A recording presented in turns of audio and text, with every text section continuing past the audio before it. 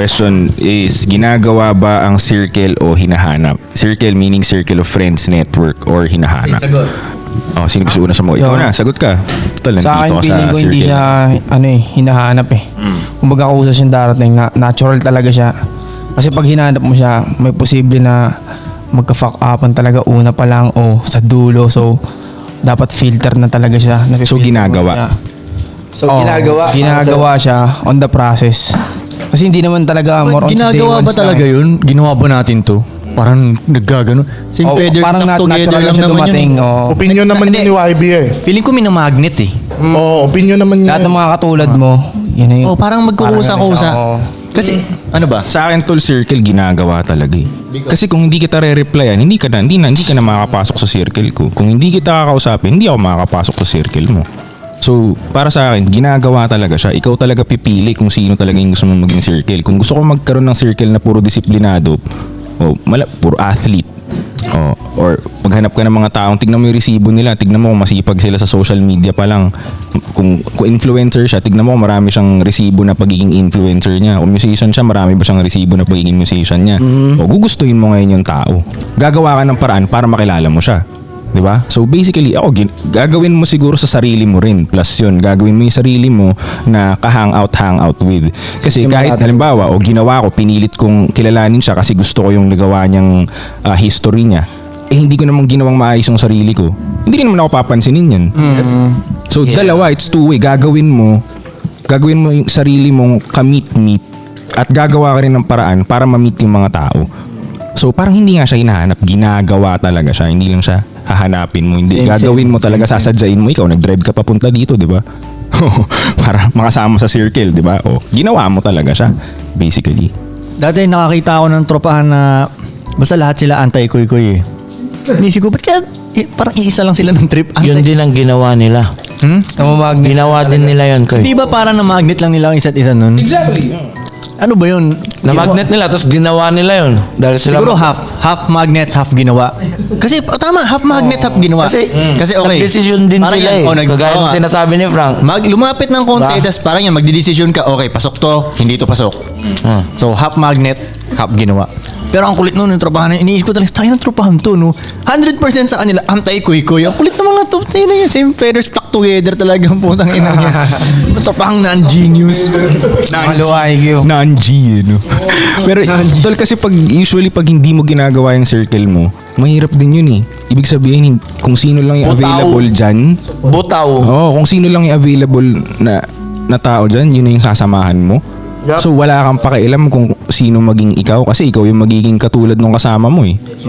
Diba? So kung sino lang yung ka-village mo, kung sino lang yung kasama mo tumambay sa court, yun na yun.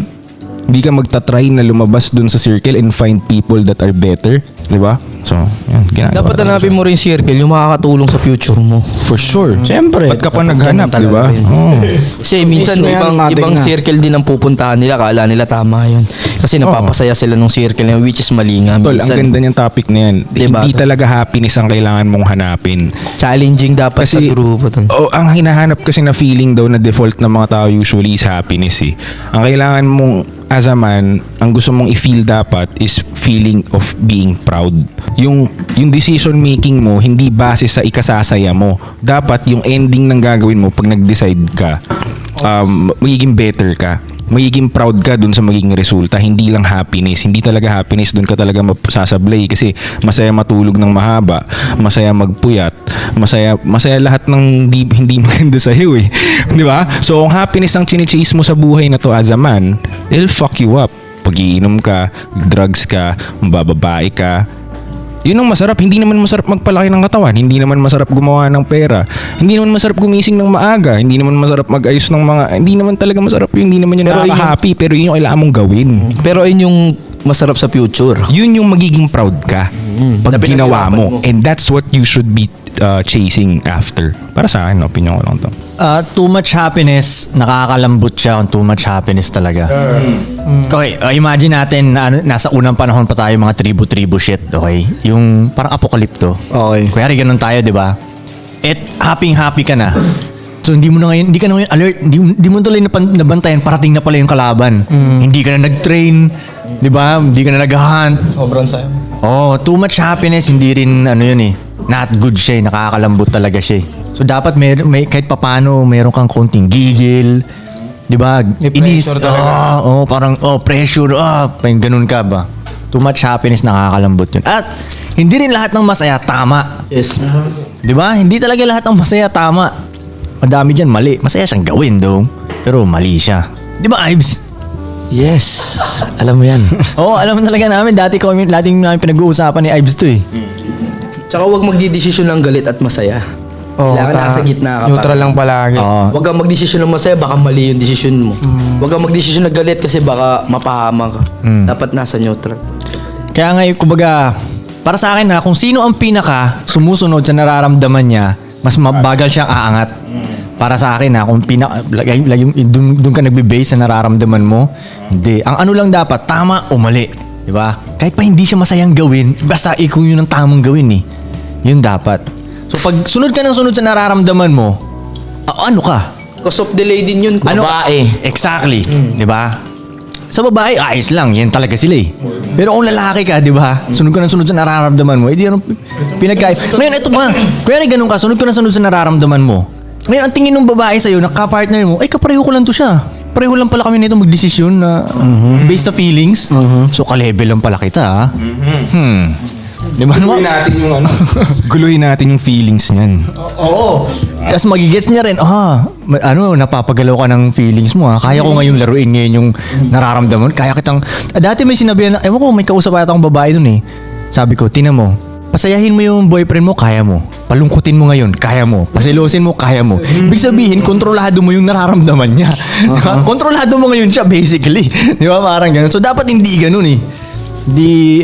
Tama. Hindi nila makontrol yung feelings ko.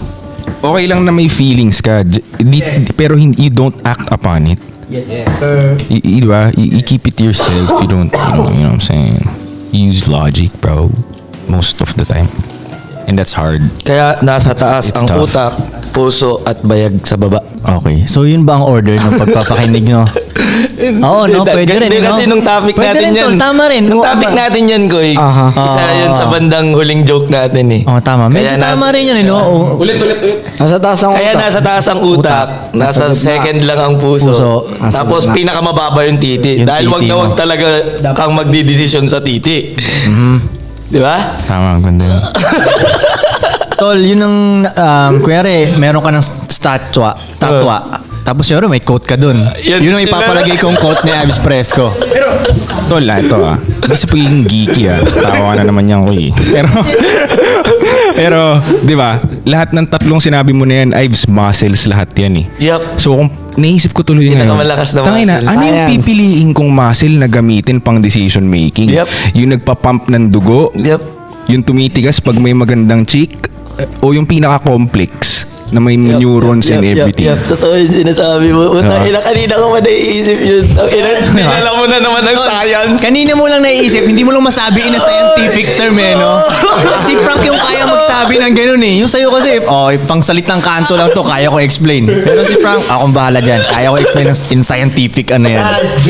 Pero tama yun. Kasi lalo titi, tol, isipin mo gaano karaming lalaking namatay dahil sa titi niya. Maling decision siya.